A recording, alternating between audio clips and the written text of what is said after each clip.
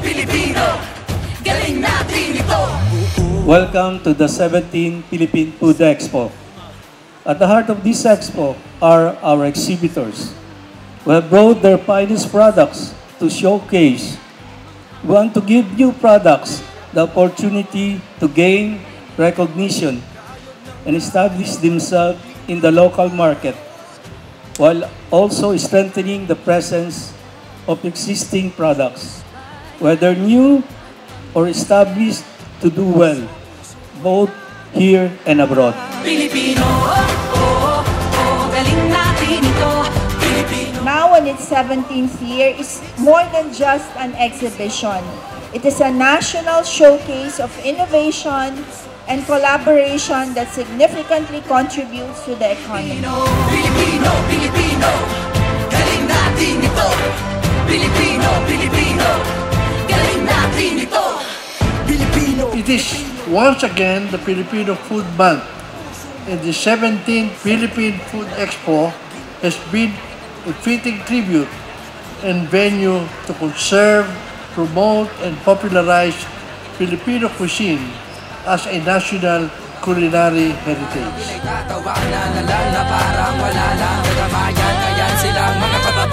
Products namin talagang hindi natulog. Talagang tinangkilik nila yung mga products namin.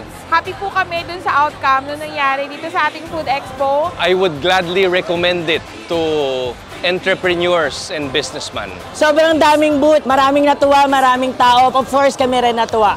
Galing natin ito, puso, isip, lakas, galing natin ito.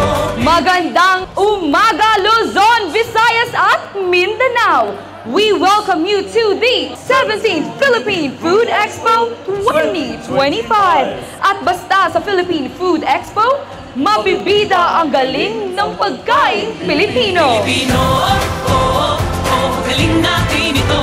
Pilipino, parinig sa mundo. Isigaw mo, galing natin ito.